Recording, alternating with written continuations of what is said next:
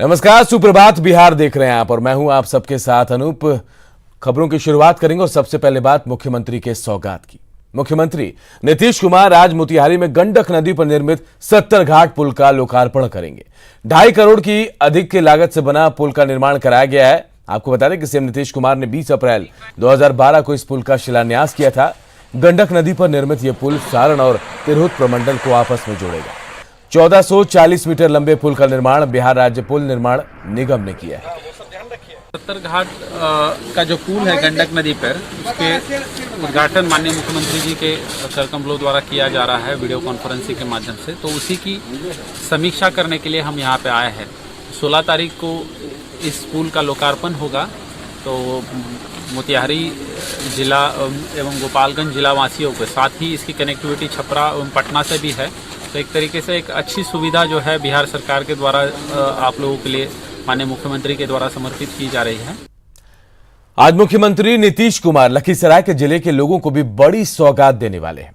CM Nitish Kumar 146 crore की लागत से निर्मित बाईपास सड़क और 122 करोड़ की लागत से बने कुंदर बराज का वीडियो कॉन्फ्रेंसिंग के जरिए उद्घाटन करेंगे। कार्यक्रम को लेकर सभी तैयारियां पूरी कर ली गई है। डीएम और एसपी के साथ अधिकारियों ने बाईपास सड़क और कुंदर बराज का निरीक्षण भी किया।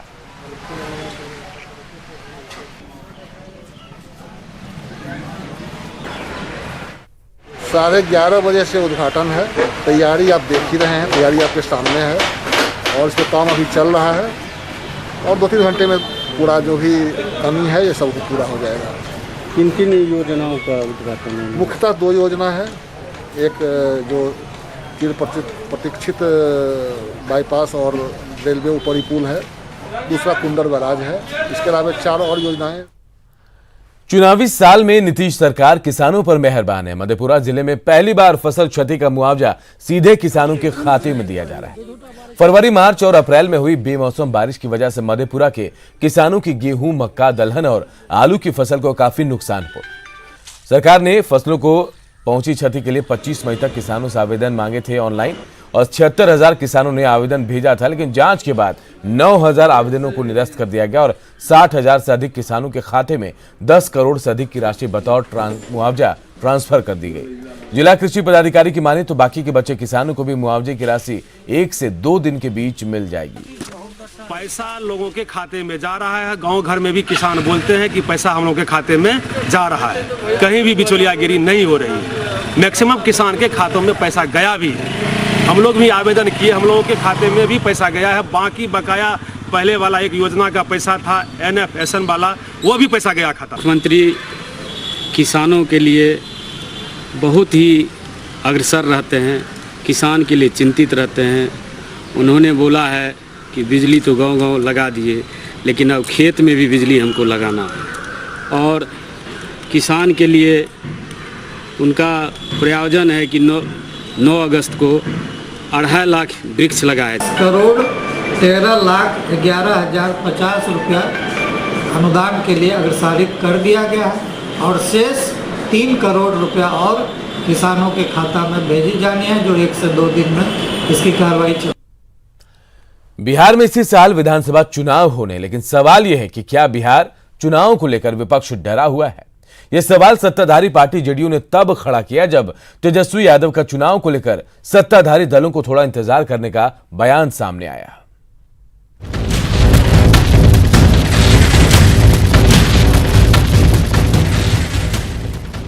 बिहार में होने हैं इसी साल चुनाव, तो एक्शन में है पार्टियां।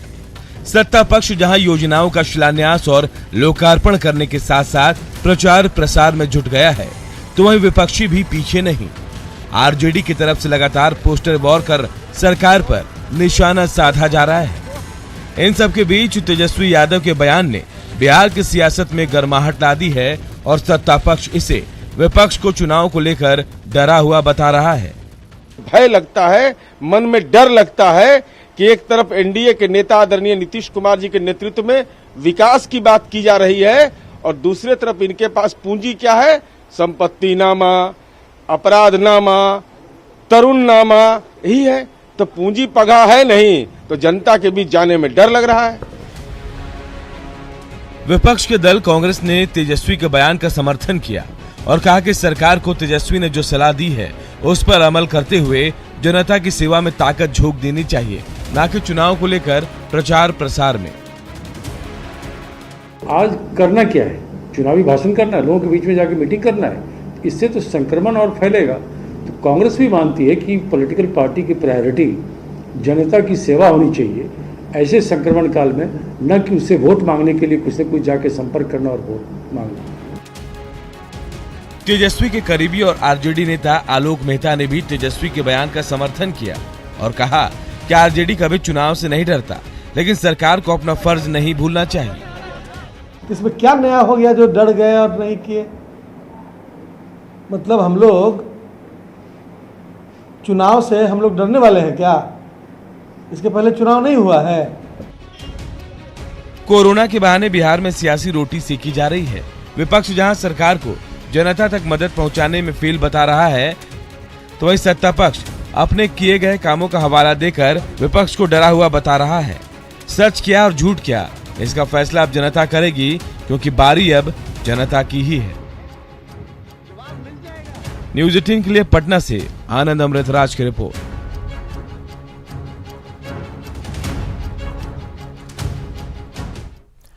मुजफ्फरपुर के लोगों के साथ बड़ा धोखा हुआ है। नगर निगम क्षेत्र में सफाई के लिए खरीदी गई टिप्पर में करोड़ों के घोटाले की खबर सामने आई और सबसे बड़ी बात यह कि जिस पर 3.5 करोड़ का घोटाला का आरोप लगा है वो कोई और नहीं बल्कि मुजफ्फरपुर के मेयर ही हैं।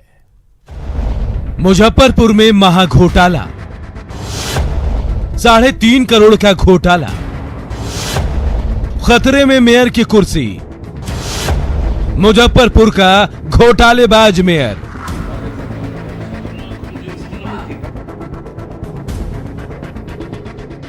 ये है मुजफ्फरपुर के मेयर सुरेश कुमार। इन पर आरोप है कि इन्होंने 3.5 करोड़ का घोटाला किया है। निगरानी ब्यूरो ने अपनी जांच में मेयर को मुजफ्फरपुर के इस महाघोटाले का दोषी भी पाया। निगरानी ब्यूरो के चार्जशीट दायर करने के बाद मेयर सुरेश कुमार की कुर्सी पर खतरा मंडराने लगा है। दरअसल ये मामला 2017 का है। आरोपों के मुताबिक नगर निगम क्षेत्र में सफाई के लिए 50 टिपर की खरीद की गई थी, लेकिन मुजफ्फरपुर के एक बीडर के कम रेट वाले टेंडर को खारिज कर पटना के मौर्या मोटर से उसी टिपर की खरीद ज्यादा कीमत पर की गई। इस मामले में 12 दिसंबर 2018 को सरकार के आदेश के बाद पटना के निगरानी थाने में मेयर समेत 10 लोगों के खिलाफ मामला दर्ज किया गया था। जांच में मेयर को दोषी पाया गया और उनके खिलाफ चार्जशीट दायर कर दी गई। इधर मेयर इसे एक साजिश करार देते हैं। फिलहाल mayor Suresh Kumar supreme court से बेल पर हैं और न्यायालय पर पूरा एतबार जताते हुए कह रहे हैं कि उनकी कुर्सी पर कोई खतरा नहीं है और वो त्याग पत्र नहीं देंगे।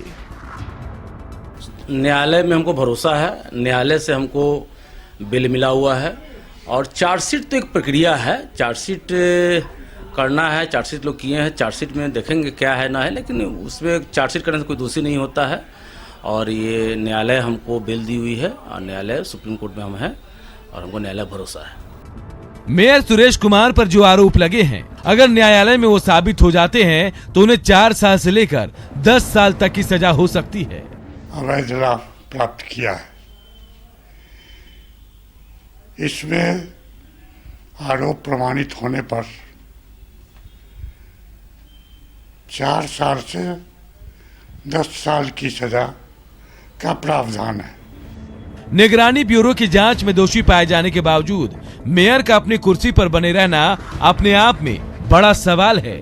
लेकिन फिलहाल मेयर के खिलाफ चार्जशीट दायर होने के बाद मुजफ्फरपुर के इस महाघोटाले की चर्चा जोरों पर है। सुधीर कुमार, न्यूज़ 18, मुजफ्फरपुर। मुजफ्फरपुर में एक खाद्य आपूर्ति योजना के अनाज में गबन का मामला सामने आया है, जहां जेल में बंद कैदियों और कर्मियों के नाम से राशन कार्ड बनाकर 6 सालों से फर्जी तरीके से राशन का उठाव होता रहा। लाभुकों के ऑनलाइन सूची जारी होने के बाद इस मामले का खुलासा हुआ है। मुजफ्फरपुर शहर में स्थित शहीद खुदीराम बोस केंद्रीय कारा, जो कि वार्ड 42 में है, इस जेल में बंद कैदी सिपाही और कर्मियों के नाम से राशन कार्ड बनाकर सरकारी अनाज का उठाव किए जाने का मामला सामने आया है। साल 2014 में 170 राशन कार्ड जो जेल में बंद कैदियों और कर्मियों के नाम से था, जिसे जेल अधीक्षक ने जेल में वितरण का आदेश नहीं दिया था और स्थानीय वार्ड पार्षद द्वारा लगभग 180 राशन कार्ड निगम में वापस कर दिया गया। लेकिन लौटाए गए इस कार्ड से राशन का उठाव पिछले 6 सालों से होता रहा है। ऑनलाइन व्यवस्था होने के बाद इस राशन कार्ड की सूची मिली है, जिसमें पॉश मशीन से अनाज उठाव की व्यवस्था लागू होने के बाद भी अनाज का उठाव बिना लाभुकों के अंगूठा लगाए ही उठाया जाता रहा है। पूरे 49 पार्षदों ने हमेशा ये डिमांड किया कि हम लोगों को डीलर वाइज सूची उपलब्ध कराई जाए, लेकिन आज तक हम लोगों को सूची उपलब्ध नहीं कराई गई। और लेकिन अभी ऑनलाइन होने की वजह से जब हमने डीलर की सूची निकाली तो हमने देखा कि वो जेल कैंपस के भी लाभुकों का कार्ड जो हमने जमा किया था वो किसकी मिली भगत से उसका भी राशन उठाव हो रहा है।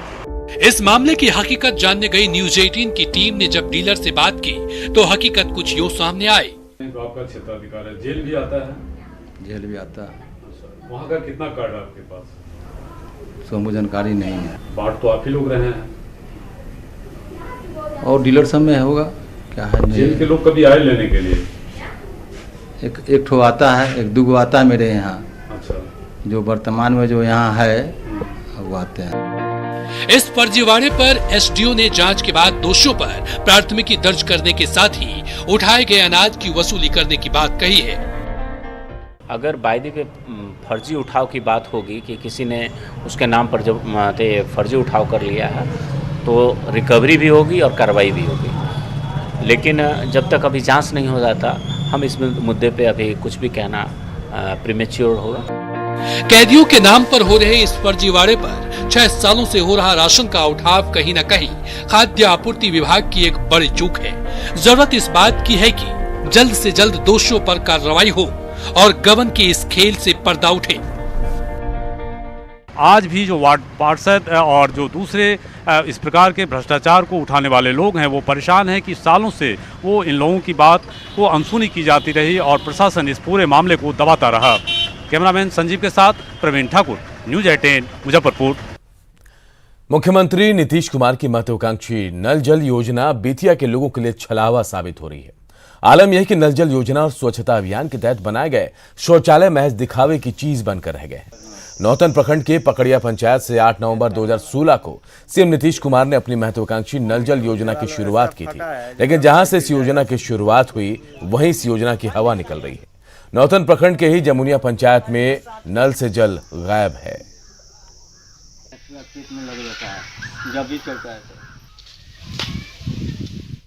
पानी आता है जिसका कोई जवाब नहीं है, वो उस पानी से कितना लोग का बीमार भी पड़ जाता है। कोरोना संक्रमण को लेकर मोतिहारी से बड़ी खबर है। यहां नगर थाना के 11 पुलिसकर्मी कोरोना टेस्ट में पॉजिटिव पाए गए हैं। संक्रमित पुलिसकर्मियों में 3 एएसआई, एक चालक, एक डाटा ऑपरेटर और 6 सिपाही हैं। सभी कोरोना संक्रमित पुलिसकर्मियों को थाने में क्वारंटीन किया गया है और थाने को सील कर दिया गया है। आपको बता दें कि पूर्वी चंपारण में कोरोना तेजी से पांव पसार रहा है और अब तक जिले में 151 पॉजिटिव मामले सामने आए हैं। इनमें से 12 स्वस्थ होकर घर लौट चुके तो वहीं एक की मौत भी हो चुकी है। इन लोगों को होम क्वारंटाइन किया जाएगा? नहीं, वहाँ पर एक्चुअली थाना में ही लोग को क्वारंटाइन कर देंगे। सारे लोग वहाँ पर है तो होम क्वारंटाइन कर देंगे और उसी एरिया को कंटेनमेंट जोन बना देंगे, उसी के अंदर वो लोग रहेंगे और कन्फाइंड रहेंगे। भागलपुर में सिंघम की पाठशाला चलती है। जी हाँ, यह सिंघम फिल्म वाला नहीं बल्कि रियल लाइफ का सिंघम पासवान है। नाथनगर थाने में चौकीदार के पद पर तैनात सिंघम पासवान अपने साथी चौकीदार कुंदन के साथ मिलकर स्लम बस्ती के बच्चों के बीच शिक्षा का अलख जगा रहा है।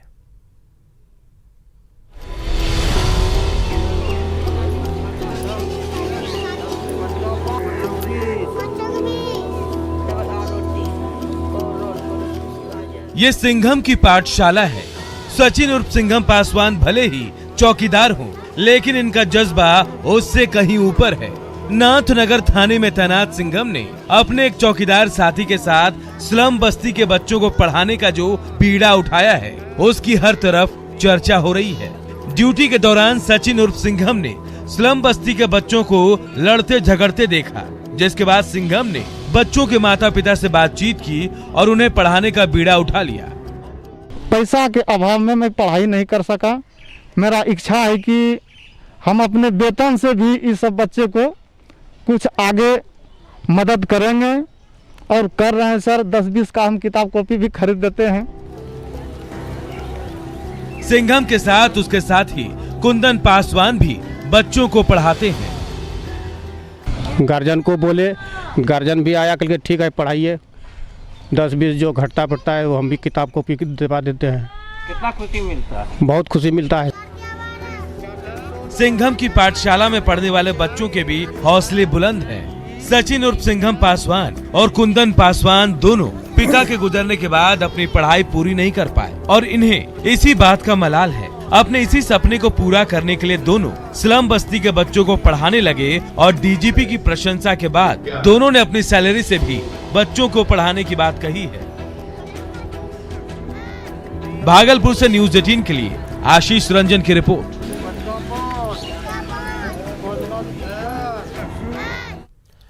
कोरोना का असर देश से लेकर विदेश तक दिख रहा है और इस कोरोना काल में कई लोगों की जान गई तो कई लोगों के रोजगार। वहीं नवादा के विशिष्ट बाल ग्रहण संस्था ने बच्चों की सुरक्षा को देखते हुए इस समय गोद लेने पर रोक लगा दी है।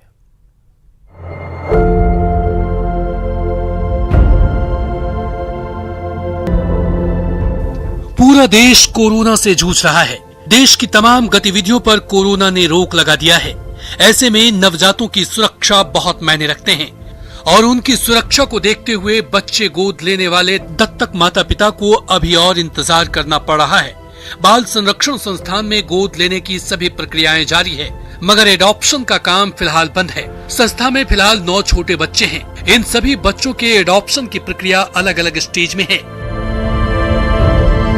बहुत सारे हम लोग को बच्चे जो है एडॉप्शन का रिजर्व किया गया है फैमिली के द्वारा, लेकिन चूंकि कोविड-19 के चलते जो है इसको फैमिली को नहीं लिया जा रहा। विशिष्ट दत्तक ग्रहण संस्थान नवादा में छोटे बच्चों को रखा जाता है। इस केंद्र की 2 बच्चों को इटली की दंपत्ति ने गोद लिया है। एक और बच्ची नम्रता को अमेरिका की दंपत्ति ने एडॉप्ट किया है, लेकिन कोरोना के कारण तीनों बच्चों को फिलहाल नहीं भेजा जा रहा है क्योंकि उनके दत्तक माता पिता कोरोना के कारण भारत नहीं आ सकते हैं। इस केंद्र से बच्चों का एडॉप्शन भारत सरकार की एजेंसी कारा के जरिए होता है। कारा द्वारा सबको एडवाइजरी नोटिस किया गया और सारे अधिकारियों पदाधिकारी को बताया गया कि जो भी इसका प्रोसीजर जहां पेंडिंग पड़ा हुआ है उसको जल्द से जल्द ये क्लियर करके पुनः इसको पटरी पर लाया जाए ताकि एडॉप्शन के प्रोसेस में कोई समस्या न हो। जहां पूरा देश कोरोना के खात्मे का इंतजार कर रहा है, वहीं इन बच्चों के दत्तक माता पिता को भी राहत का बेसब्री से इंतजार है, जिससे वो अपनी संतान से मिल सके और उनका घर किलकारियों से गूंजे। इन बच्चों के साथ साथ इनके रहनुमाओं को भी कोरोना महामारी के खत्म होने का इंतजार है, ताकि ये बच्चे उनके घर में फिर से शोभा बढ़ा सके और उनकी सूनी गोद को पूरा कर सके। नवादा से न्यूज़ 18 के लिए राजपूत के परिवार से जुड़ी खबर इस वक्त आ रही है। सुशांत सिंह राजपूत की चचेरी भाभी का निधन हो गया है। कई दिनों से बीमार थी सुधा देवी। पूर्णिया के मलदिया स्थित आवास पर उनका निधन हुआ। सुशांत की मौत के बाद वो सदमे में थी। तो देखिए बड़ी खबर इस वक्त, सुशांत सिंह राजपूत की चचेरी भाभी का निधन हो गया है। सुधा देवी उनका नाम बताया जा रहा है, जो कई दिनों से बीमार थी। पूर्णिया के मलदिया स्थित आवास पर उनका निधन हुआ है। हालांकि ये भी कहा जाए कि सुशांत की मौत की खबर मिलने के बाद भी वो सदमे में थी। इधर गोड्डा सांसद निशिकांत दुबे ने ट्वीट कर सुशांत सिंह राजपूत की मौत मामले में न्यायिक जांच की मांग की है और साथ ही एक वीडियो शेयर किया जिसमें पूर्वांचल के कलाकारों से आग्रह किया गया है कि वह मुंबई फिल्म इंडस्ट्री में चल रही माफियागिरी और सिंडिकेट को खत्म करने के लिए संघर्ष का बिगुल फूंके। पूर्वांचल के कलाकारों से एक अनुरोध है कि आप सरकार के ऊपर दबाव डालिए, पूर्वांचल की अलग फिल्म इंडस्ट्री बनाइए। हिंदी फिल्म इंडस्ट्री हमेशा उत्तर प्रदेश में हो, बिहार में हो, झारखंड में हो, कहीं इन सरकारों को उनको प्रश्रय देना चाहिए। और मैं महाराष्ट्र पुलिस से आग्रह करूंगा कि जिन प्रोड्यूसर्स ने सुशांत सिंह राजपूत के फिल्म को बायकॉट किया था या बायकॉट करने का फैसला किया था या जिस फिल्म से उसको निकाला था, उन सबों के ऊपर FIR करके उनको आत्महत्या का प्रेरित करने के लिए केस जो है करना चाहिए और पूर्वांचल के कलाकारों को एक यूनिटी और इंटीग्रिटी के साथ इस लड़ाई को साथ लेना चाहिए। PhD विभाग के सर्वेक्षण में गया के भूगर्भ जलस्तर में पिछले 8 साल के मुताबिक करीब 17 फुट का सुधार हुआ है। पिछले साल मई माह में जिले का औसतन भूगर्भ जलस्तर 43.14 फुट था, जो इस साल की मई माह में बढ़कर 25.51 फुट हो गया। पिछले 8 साल में ये जल स्तर 40 फुट के ऊपर रहता था। जीवन हरियाली में ज़्यादा कार्य हुए थे और जिन ब्लॉक्स में खासकर जो हम लोग रिचार्ज बोरवेल बनाते हैं 60 फीट से 100 फीट तक पानी नीचे ले आके जो हम लोग रिचार्ज करते हैं और रूफटॉप वाटर स्ट्रक्चर, और साथ ही पिछले वर्ष जल शक्ति अभियान में माननीय प्रधानमंत्री जी द्वारा जो आह्वान किया गया था उसमें बहुत सारे सोक पिट्स बनाए गए थे, बहुत सारे वाटर हार्वेस्टिंग स्ट्रक्चर्स बनाए गए थे। उन सब को हम लोगों ने सुनिश्चित, उस सब के कारण ये सुनिश्चित हुआ। पिछले साल की अपेक्षा इस साल गया के जल स्तर में काफ़ी सुधार हुआ है। तो पिछले साल केंद्र सरकार द्वारा जल शक्ति योजना चलाई गई, जिसके तहत जो भूमिगत जल स्रोत हैं उसको ठीक करने के लिए कई योजनाएं चलाई गई। और उसके बाद बिहार के सीएम नीतीश कुमार के द्वारा जल जीवन हरियाली कार्यक्रम चलाया गया, जिसमें वृक्षारोपण के साथ ही जो भूमिगत जल स्रोत हैं, सरोवर, तालाब, पाइन, आहर, उसकी उड़ाही की गई, जिसके बाद जो है उसका असर इस साल देखने को मिला है कि 17 पॉइंट औसतन 17 पॉइंट जो है भूमिगत जल स्तर उसमें सुधार हुआ है। और इसका असर आप देख सकते हैं कि इस बार मई और जून महीने में जो पेयजल की समस्या होती थी, जो भूमिगत जल नीचे जाने की वजह से जो समस्या होती थी वो नहीं हो रही है। और आमतौर पर जो चापाकल है उससे पानी निकल रहा है। जो खेतों के लिए आप देख सकते हैं, जो खेतों में बोरिंग लगाए गए हैं वहाँ भी इस बार पानी के ख़त्म होने की समस्या नहीं हुई है। तो जो अभियान चलाया गया है उसका सकारात्मक असर पड़ा है और उसका लाभ यहाँ के लोगों को भी मिल रहा है। सहयोगी विपिन के साथ अरुण चौरसिया, न्यूज़ 18 गया। और इस बुलेटिन में फिलहाल इतना ही, लेकिन खबरें लगातार जारी है। देखते रहिए न्यूज़ 18 बिहार जारी।